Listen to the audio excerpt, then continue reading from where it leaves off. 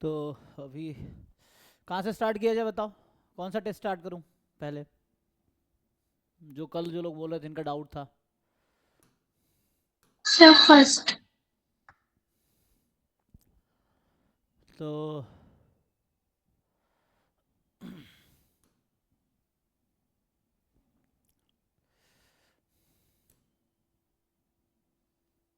Full length था ना one, तो फुल लेंथ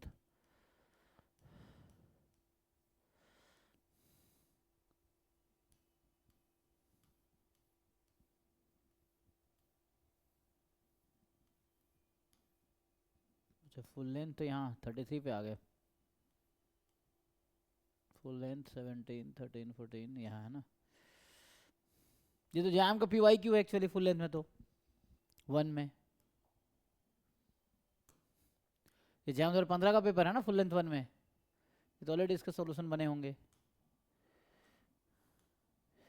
ये तो हमने पहले पी वाई क्यू अपलोड किए थे सर थ्रू टेस्ट कि आप पी वाई क्यू में कितना अच्छा कर रहे हो। ये तो just P Y Q paper है, ये सब डेटा हो सकता है जरूरत पड़ेगा।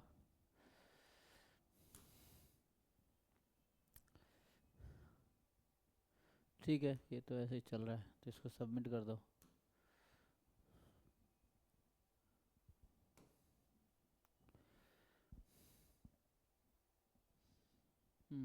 तभी 25 बच्चों ने अटेम्प्ट किया हुआ है अभी भी, जस्ट, है ना।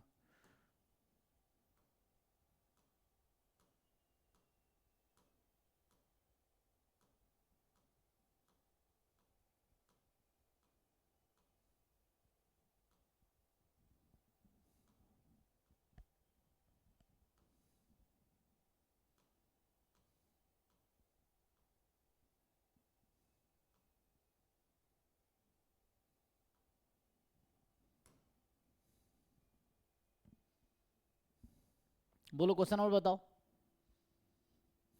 वन में क्या है? सर 14।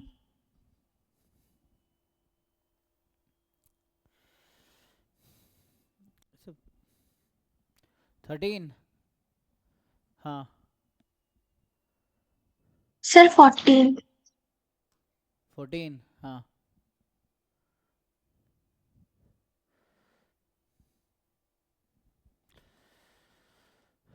तो ये सब क्लास में नहीं कराया, जब 15 का पेपर कराया तब नहीं कराया था, 15 का प्रदूषण थे इसमें क्या है। चलो इसको ऐसे सॉल्व करते हैं।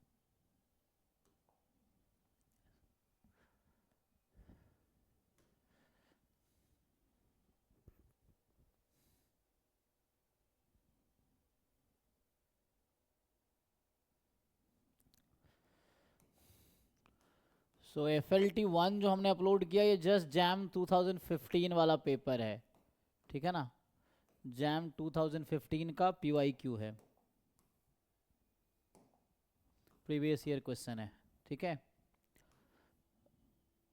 और ये ऑलरेडी यूट्यूब पे तुम जाओगे, मेरे चैनल पे इतने वीडियोस अपलोडेड होंगे पी वाई क्यू सोल्यूशन के, ऑलरेडी 200-300 वीडियो रिसेंटली अपलोड हुए हैं। ये है जैम गेट, है ना, नेट का।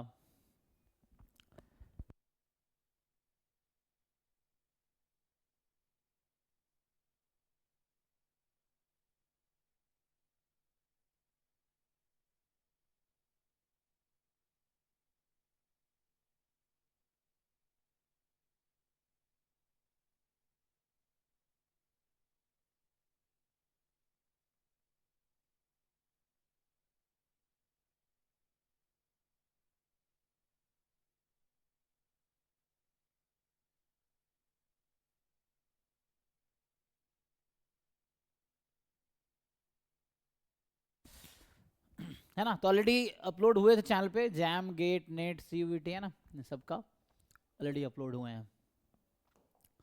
तो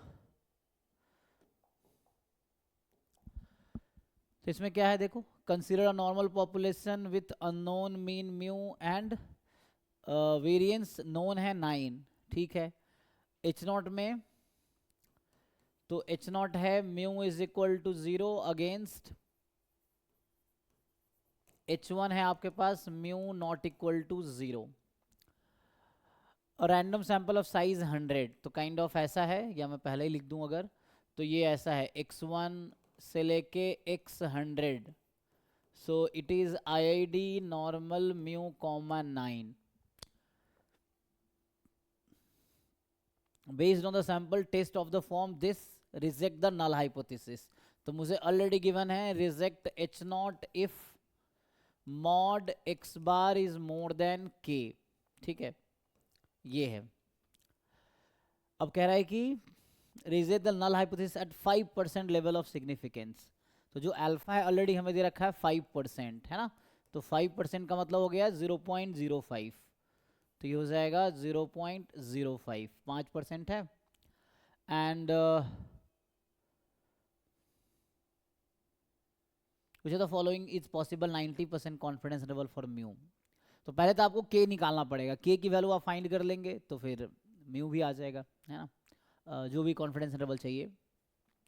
तो ये ऑलरेडी हमने क्लास में थ्योरम लिखा रखे, अगर आपको थ्योरम याद होगा तो इसके लिए जो अलग दे रखा है इसको ठीक से फिट कर लो। तो मीन तो इसका कितना है under H not, mainly size alpha है ना, तो डेफिनेशन जानते होगे साइज का, तो साइज अल्फा पे अगर फिट करोगे तो मीन तो इसका क्या है, अगर मैं आपको बताऊं डायरेक्टली इसका जो critical region of size alpha होगा, critical region of size alpha, या फिर अगर नहीं पता है तो साइज का डेफिनेशन यूज कर लो, उससे भी के निकल आएगा, तो जैसे भी आपको समझ आता है। सो मेनली हमें क्या चाहिए, हमारा क्वेश्चन है, हमें बता रखा है कि based on the sample test of the form reject null hypothesis, मतलब क्वेश्चन में गिवन है कि test is rejected at 5% level of significance. So question ये है कि 90% कॉन्फिडेंस इंटरवल क्या होगा। देखो इसको कंटिन्यू करते हैं, तो तुम साइज का डेफिनेशन यूज करो। सो what is definition of size, तो यहाँ से मैं चलो ऐसे सॉल्व कर देता हूँ। तो ये 5% है ना, 0.05, तो साइज का जो डेफिनेशन है probability of rejecting H not when H not is true, ये है। तो यहाँ से जब आप कंटिन्यू करेंगे तो mod x bar more than k when H not is true, तो H नॉट में म्यू कितना है 0, इसको सिंप्लीफाई करो अब ठीक से। तो x बार का डिस्ट्रीब्यूशन आप जानते ही होगे, अगर अंडर H नॉट बात करें, सो क्योंकि H नॉट ट्रू है ना, तो अंडर H नॉट अगर लिखूँ मैं, under H not what is distribution of x bar, H not मतलब ये है म्यू बराबर 0 के लिए बात कर रहे हैं, तो ये 0 हो जाएगा मीन इसका, और variance sigma square by n होता है, तो सिग्मा ऑलरेडी 9 है, सिग्मा स्क्वायर n है 100, यही है। तो ये x बार का ये डिस्ट्रीब्यूशन है, तो हमें अगर स्टैंडर्ड नॉर्मल बनाना हो तो क्या करेंगे, x बार माइनस 0 अपॉन 9/100 का रूट 3/10, जो कि हो जाएगा 10x बार अपॉन 3, सो इसका डिस्ट्रीब्यूशन हो जाएगा नॉर्मल 0 1, ये है। तो अभी हम ये वाला यूज करेंगे, तो इसको यूज कर लो। सो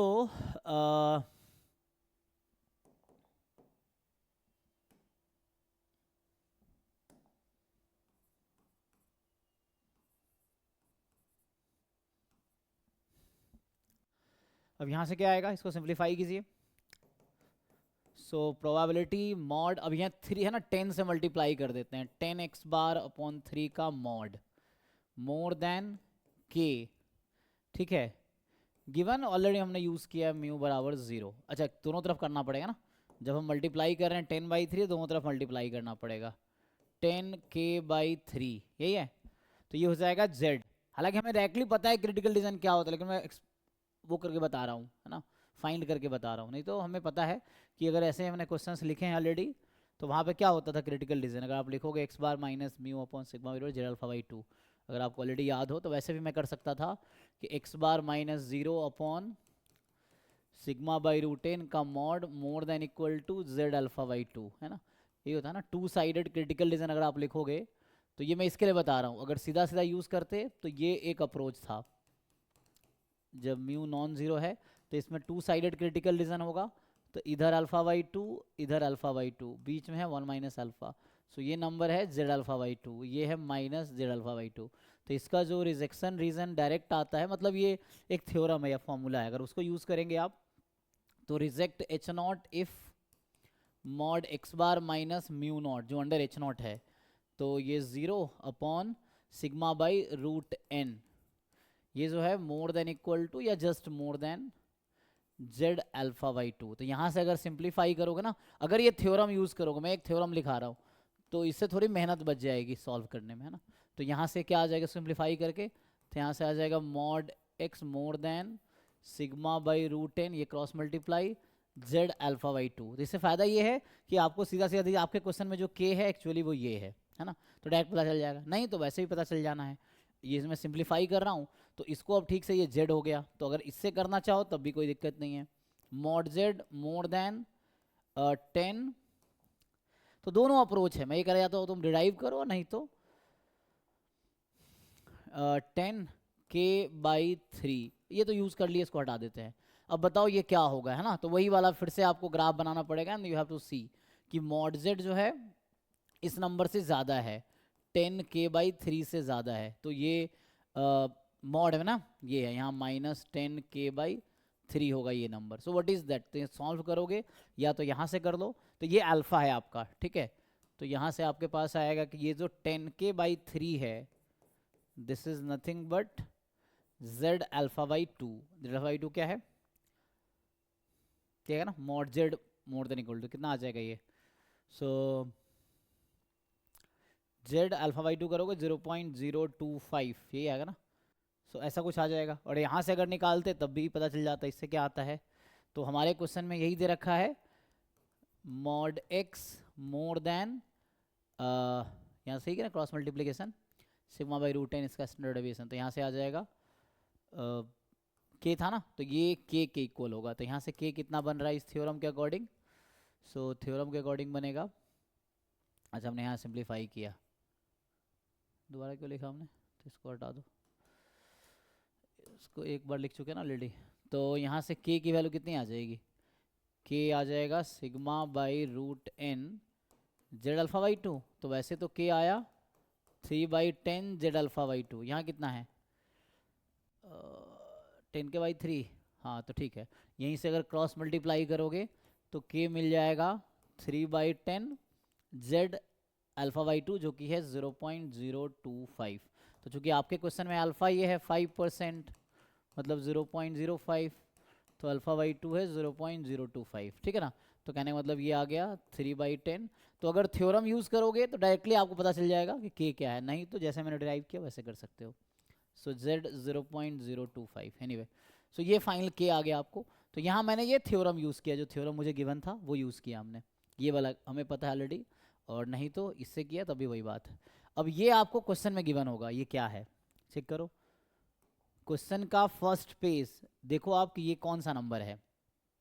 सो व्हाट इज दिस, तो जैसे मैं ग्राफ से आपको समझा रहा था, अगर मैं आपसे पूछूं what is capital phi of, capital phi is the CDF of standard normal, तो ये हो जाएगा capital phi of z alpha by to.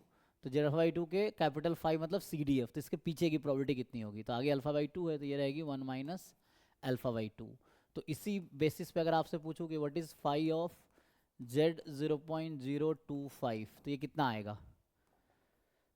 इसको सिंप्लीफाई कर लो, तो यहाँ से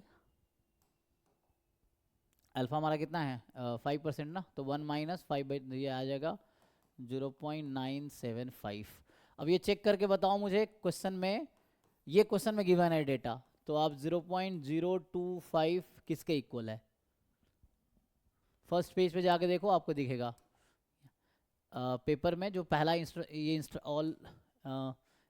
तो वो था ना पहला सेक्शन ना, इंस्ट्रक्शन पेज पे जाना पड़ेगा आपको, तो इंस्ट्रक्शन पे जाओ और देख के बताओ क्या है। यहाँ टेस्ट था ना, तो इंस्ट्रक्शन वाला जो पेज था शुरू में उसमें जाना पड़ेगा।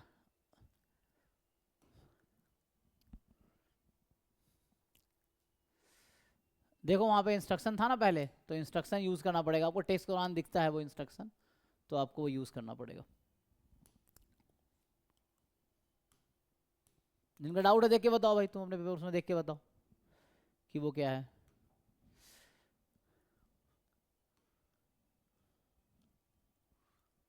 तो वहीं पे आ गए हम, जैसे देखेगा कि नहीं,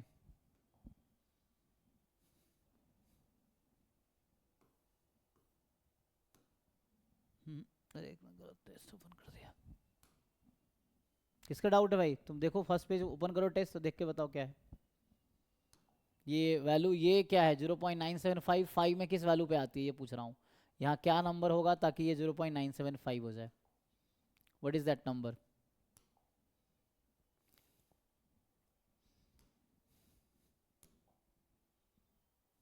वन ये था ना, सर 1.96। तो इसमें जो है फुल लेंथ टेस्ट 1 है ना। ठीक है, चेक कर लेना।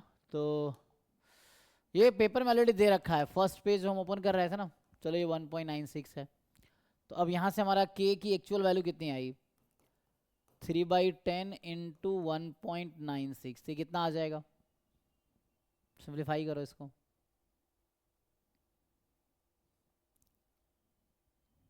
इसको मल्टीप्लाई करके बताओ ये कितना आएगा। 0.58। 0.58। बाकी लोग चेक कर लेना, ठीक है।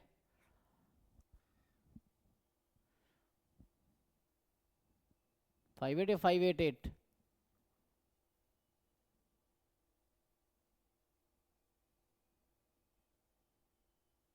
हाँ जी 588 ना, ठीक है। सो ये 0.588, तो यहाँ से k निकल गया। चलो ठीक है। सो फाइनली आपको ये पता चल गया क्रिटिकल रीजन क्या है। सो what is a critical reason? तो यहाँ से ठीक है k मिल गया ना। तो हमें अभी क्या मिला? हमें यहाँ पे k की वैल्यू मिल गई। तो फाइनल जो रिजेक्शन रीजन है वो ये आ गया, reject h0 if mod x bar is more than 0.588। यही है। अब कॉन्फिडेंस इंटरवल क्या होता है? 95% कॉन्फिडेंस इंटरवल क्या होता है? जब म्यू नोन हो तो क्या होगा? ओके, तो पहले तो ये करना है कि आपको, देखो इतना टेंशन लेना नहीं है। पहले हमें क्या करना है कि हमारा इंटरवल होता क्या है, क्वेश्चन ये है। सो हमारा कॉन्फिडेंस इंटरवल, तुम ये बताओ 95% confidence interval for mu, formula पता है? टू साइडेड कॉन्फिडेंस इंटरवल क्या होता है म्यू के लिए जब सिग्मा नोन हो? टू साइडेड कॉन्फिडेंस इंटरवल क्या होगा म्यू के लिए जब सिग्मा नोन? नॉर्मल में फॉर्मूला पूछ रहा हूं मैं। 1 minus alpha confidence interval for mu. x bar minus sigma by root n z alpha x bar by 2 minus sigma by root n z alpha by 2 से x bar plus sigma by, ये मैं पूछ रहा हूँ, exam में question नहीं पूछेगा आपसे, आपको खुद ही आइडिया आना चाहिए, ठीक है। सो कि आपको कॉन्फिडेंस इंटरवल निकालना है, पुट कर दो इसमें। सो ओपन में रखना, ओपन रख लो, क्लोज जरूरी है, क्लोज ही रखना। ऑप्शन में ओपन ऑप्शंस हैं तो ओपन में रखो, कोई दिक्कत नहीं। सो ये है, अभी यहाँ तक ओके है। एंड पुट करो ये डेटा, यही तो निकाले हो अभी। अच्छा के यही तो था, sigma by root n z alpha by 2। के एक्चुअली यही था ना, के was the same thing, sigma by root n z alpha by 2, ये तो के था। यहाँ भी यही था, है ना, के निकाले sigma by root n z alpha by 2, के ही तो था ये। तो इसका मतलब है कि ये एक्स बार माइनस के है 0.588, 0.588 टू एक्स बार प्लस 0.588। अब ऑप्शंस देखो कि कौन सा ऑप्शन पॉसिबल है। 4 ऑप्शन है ना। तो देखो ऑप्शन ए को देखो ध्यान से। अच्छा क्वेश्चन हटा दिया मैंने, वो तो हटा दिया ना, तो इधर था ना। ऑप्शन ए को ध्यान से देखो, कहाँ गया क्वेश्चन, और 14 था। सी केयरफुली, ऑप्शन ए है -0.488 टू 0.688। तो आप ये पुट करो इसकी जगह, ये जो ऑप्शन है लेफ्ट साइड को इक्वल रखो इसके और राइट साइड को इक्वल रखो इसके। बताओ एक्स बार क्या निकल के आएगा? समझ आ रहा है मैं ये बोल रहा हूँ? लेफ्ट साइड क्या है, -0.488 इक्वल टू एक्स बार -0.588, पहला इक्वेशन। दूसरा इक्वेशन है 0.688 is equal to x bar plus 0.588। मतलब एक इंटरवल मुझे आ चुका है, मैं देख रहा हूँ कौन सा इंटरवल पॉसिबल है। तो एक्स बार की वैल्यू आएगी, उसके अकॉर्डिंग डिसाइड करेंगे। तो फर्स्ट यू डिसाइड, ठीक है। तो इसको फर्स्ट ऑप्शन के अकॉर्डिंग इक्वल पुट करो, लेफ्ट एंड है तो वहाँ लेफ्ट हैंड के इक्वल रखो, राइट हैंड है राइट हैंड के इक्वल रखो। बताओ एक्स बार क्या निकल के आएगा? सेम ऑप्शन बी के साथ करो, सेम ऑप्शन सी के साथ। तो यहाँ एक्स बार क्या आएगा ये बताओ, सी वाले में एक्स बार क्या आएगा ये बताओ, और डी वाले में एक्स बार क्या आएगा ये बताओ। सर ए में 0.1 आएगा। दोनों इक्वल आएगा, दोनों एंड से एक्स बार कॉमन आना चाहिए यस दोनों सर। एंड से। 0.1। 1। ओके, बी में ऐसे ही करो, सेम चीज बी में करो, बताओ एक्स बार क्या आएगा।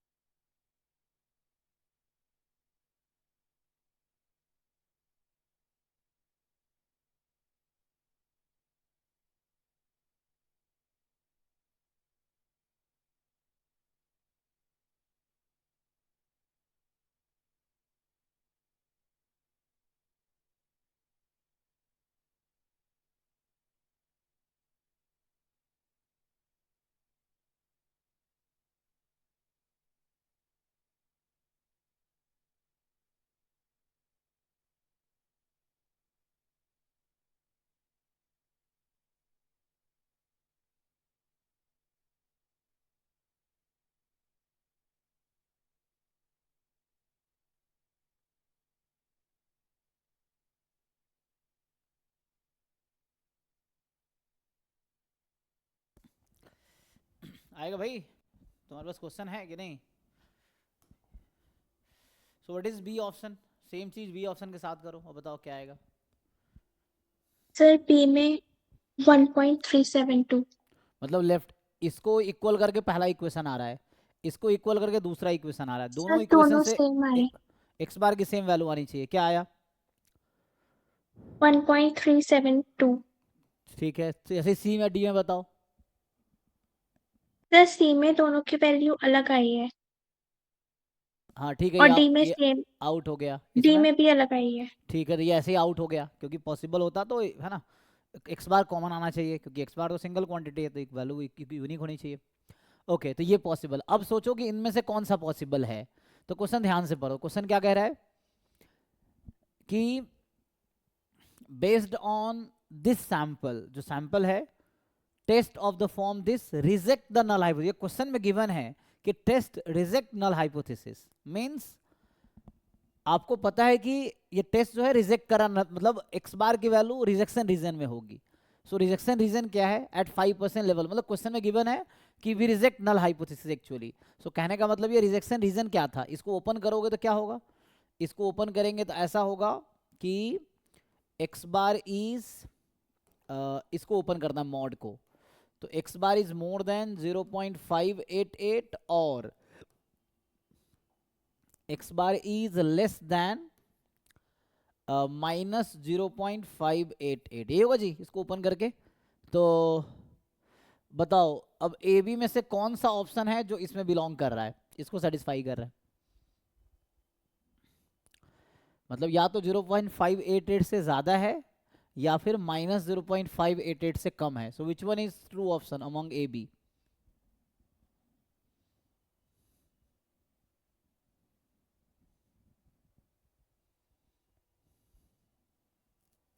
Sir A. क्यों ए आपको क्यों लग रहा है सही है? क्या 0.1 0.5 से ज्यादा है या 0.1 -0.5 से कम है? नहीं सर। फिर हमने कहा जो रिजेक्शन रीजन में होगा, एक्स बार की वो वैल्यू जो रिजेक्शन रीजन में है। तो ए बी में से कौन सी वैल्यू है जो रिजेक्शन रीजन में है? Sir b. हाँ, तो ए नहीं होगा तो बी ही होगा, लेकिन तुम डिसाइड पहली बार में क्यों नहीं कर पा रहे हो, ऐसा क्या था इसमें? Anyway, so this is a solution.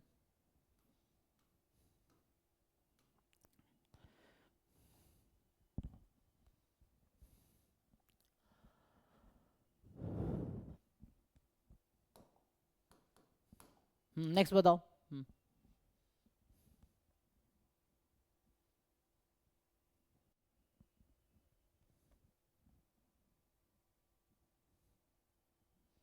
और कोई डाउट है? सॉल्व करके आए हो कोई कुछ? तो सॉल्व करके आए हो तो विद डाउट पूछ रहे होगे।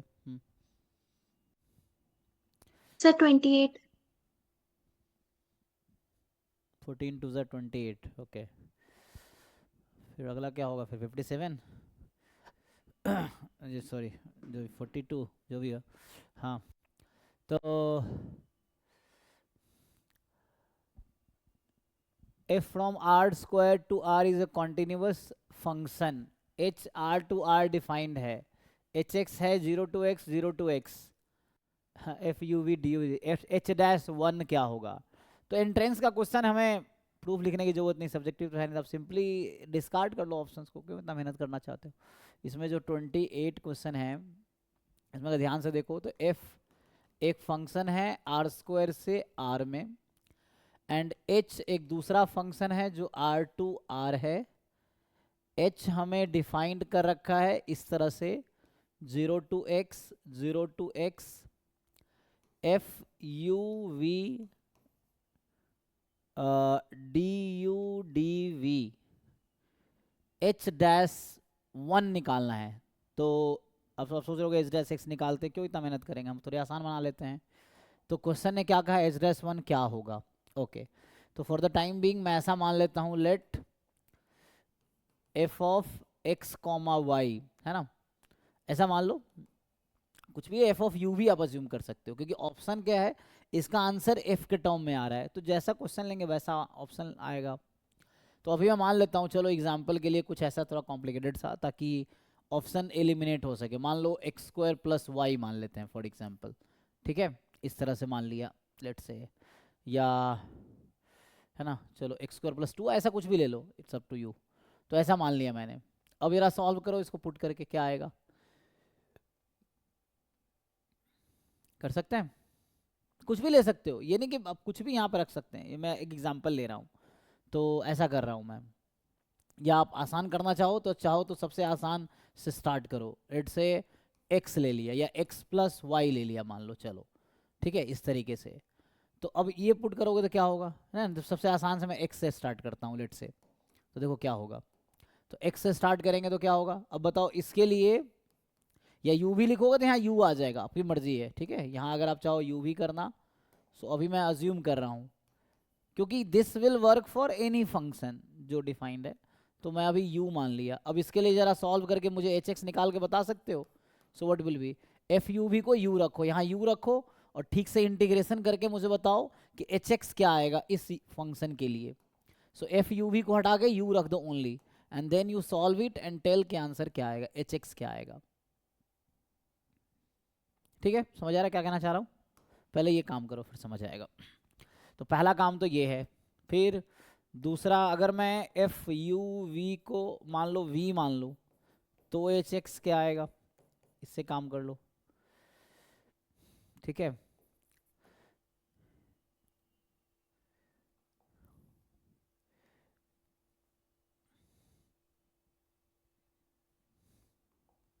पहले ये दोनों बताओ कितना आएगा।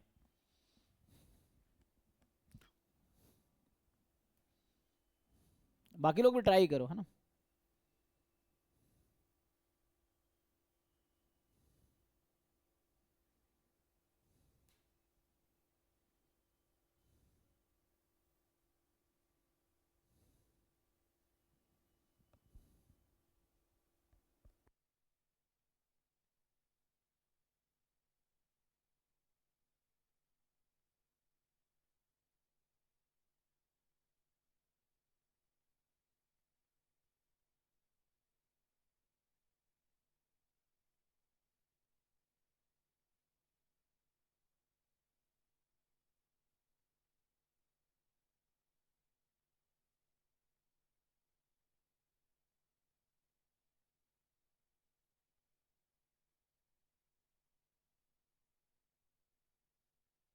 Sir, x cube upon 2.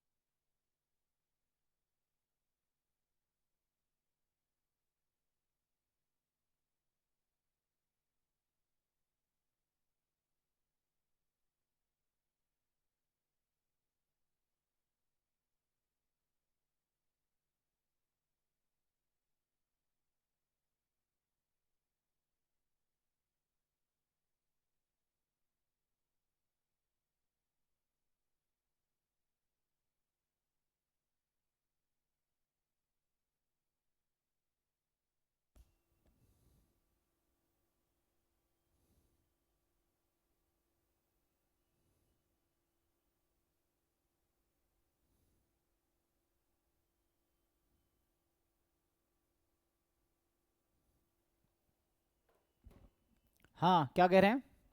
क्या आया एच एक्स पहले वाले केस में? X cube upon 2. X cube upon two. तो चलो इसके हिसाब से एच डैश एक्स क्या होगा। अब मैं ये मान रहा हूँ कि आपने सही कैलकुलेशन किया है ना, बाकी लोग ना क्रॉस चेक करो।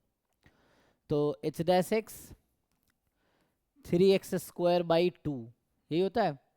तो यहाँ से एच डैश 1 होना चाहिए 3/2। अब हर ऑप्शन में ऐसे ही करो, एफ यू वी को ऐसा रखो, फिर देखो क्या होता है। मतलब जो ऑप्शन 3/2 नहीं देगा वो आउट हो जाएगा। अब कंडीशन ये है कि आपको सही से इंटीग्रेशन करना आया हो, है ना, ये चीज़ है। अगर सही किया होगा तो हो जाएगा। तो देखते हैं 3/2 कहाँ से आएगा। तो यहीं देख लो, जैसे आपने कहा कि मैं थोड़ा यहीं पर लिख देता हूँ कि जैसे मैंने क्या लिया था।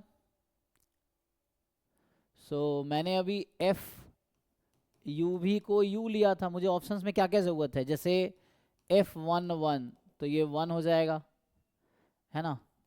F10 1 हो जाएगा, F01 0 हो जाएगा, और यही जरूरत है ना, और कोई जरूरत तो नहीं है। तो मैं ये देख रहा हूँ किसके साथ इक्वल आएगा, मैं ये देखना चाह रहा हूँ, है ना। तो उसके अकॉर्डिंग इसका ऑप्शन आ गया 2। तो आपने अगर सही आंसर दिया तो इसका मतलब ये गलत होगा, अगर आपके अकॉर्डिंग बताऊँ तो। उसके हिसाब से इसका आंसर आएगा 1 + 0 तो 1। आपके हिसाब से ये भी गलत है। 0 to 1 FTT, तो FTT मतलब एफ यू भी यू लिया है तो FTT T होगा DT। तो इसके हिसाब से T²/2 तो ये आएगा 1/2। तो आपके अकॉर्डिंग ये भी गलत है। ठीक, अब यहाँ पुट करते हैं 0 से 1 F1T तो 1 हो जाएगा क्योंकि मैंने वैसा अज्यूम किया हुआ है। और FT1 तो ये हो जाएगा T DT। तो यहाँ से 1 का इंटीग्रेशन T का T²/2 0 से 1 तो 0 से 1 तो 1 + 1/2 3/2। तो चूंकि बाकी 3 गलत हो गया तो ये सही है, हो गया, दैट्स ऑल। तो ये एलिमिनेट हो गया, तो हमें इतना मेहनत करने की ज़रूरत ही नहीं है ना, इतने में ही काम हो गया। हो गया जी। सो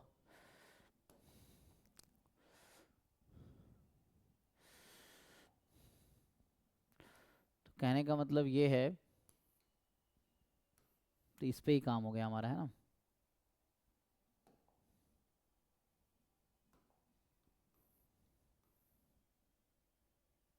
ओके, ये हो गया। तो सिर्फ है ना, बाकी ऑप्शन आउट है क्योंकि एक समझो एक एग्जांपल लिया था हमने, तो ABC के लिए काउंटर एग्जांपल हो गया, तो ABC फॉल्स हो गया, D सही हो गया। नहीं तो मान लो अगर ऐसा होता 2 ऑप्शन में 3/2 आता, तो ये नहीं कि दोनों सही होता, फिर हम फर्दर एग्जांपल लेके उसको एलिमिनेट करने की कोशिश करते। ये चीज़ था, क्योंकि ये एग्जांपल जो है वो गलत ऑप्शन को श्योरली गलत करेगा। ट्रू ऑप्शन डायरेक्ट एग्जांपल नहीं बताएगा, उसके लिए प्रूफ देखना पड़ता है। एनीवे, नेक्स्ट बताओ। Sir, 56. तो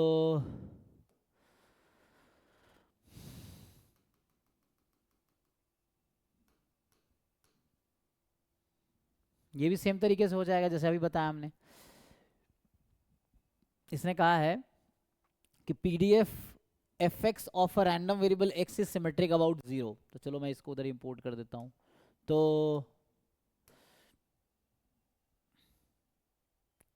अब देखो, जैसे ये क्वेश्चन है,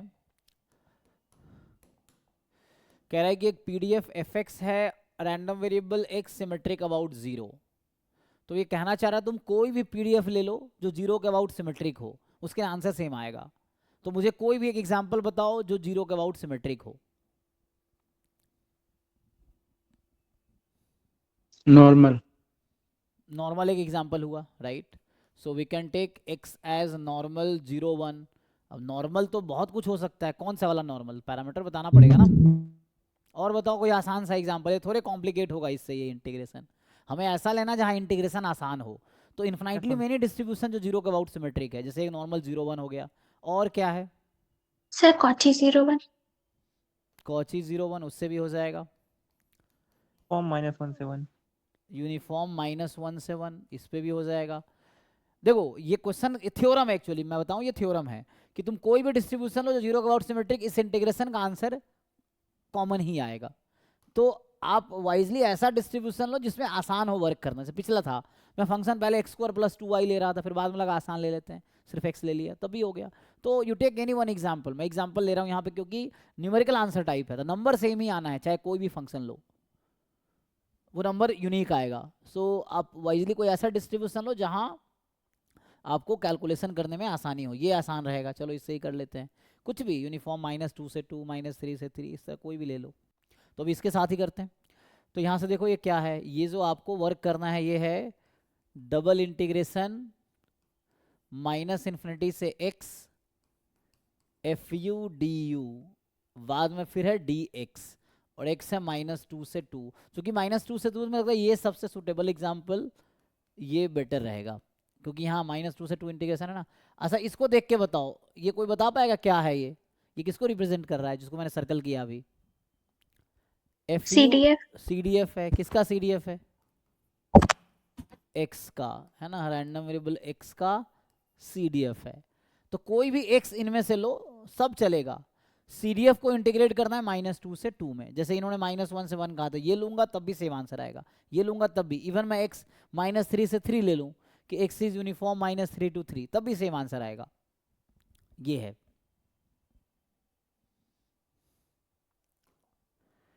सो कौन सा करें? कोई सा भी, एनीवन यू टेक।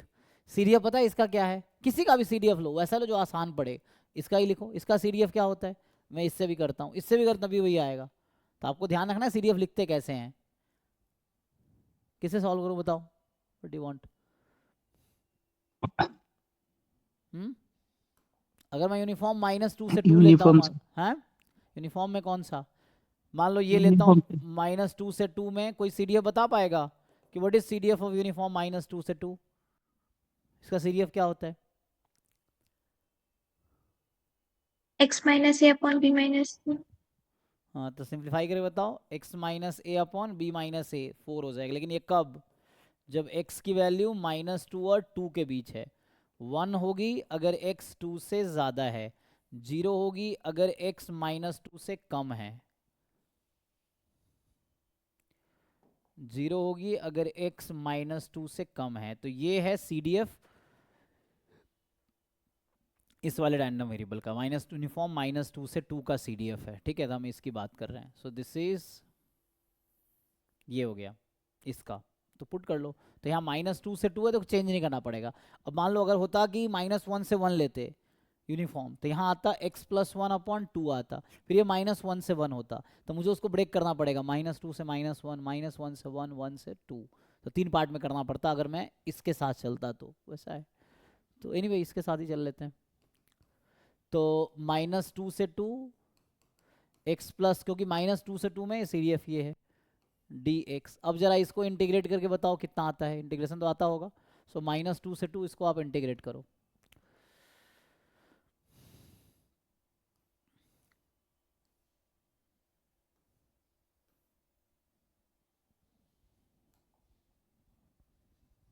सर 2। तो 2 आंसर है। अब कोई भी एग्जाम्पल लो, तुम इसका CDF लो यूनिफॉर्म -1 से 1, तब भी आपका 2 ही आंसर आएगा। ठीक है, तो ये 2 आया तो 2 ही हमेशा इसको, क्योंकि न्यूमेरिकल आंसर टाइप है ना, तो आंसर तो यूनिक नंबर आएगा, सबका आंसर सेम आएगा। अब आपने यूनिफॉर्म -2 से 2 लिया, कोई यूनिफॉर्म -1 से 1, कोई -3 से 3, तब भी आंसर सेम रहेगा। चेक करो, कोई डाउट है तो पूछो।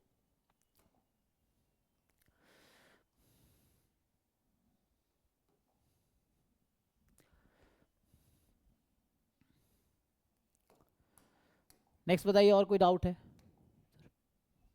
इस FLT 1 वाले में? ये एक्चुअली जैम MS 2015 का ही पेपर है, प्रैक्टिस के लिए आपको एज अ मॉक टेस्ट भी अपलोड किया गया है। जैम का PYQ, गेट का PYQ, नेट का PYQ, CVT का PYQ, अपने अपने टेस्ट में टोटल अराउंड 225 टेस्ट अपलोड हुए, 224 या 225 टेस्ट अपलोड हुए टोटल ना। तो अराउंड इसमें मोर देन 100 फुल लेंथ होगा, मोर देन 100 यूनिट वाइज होगा मिला के।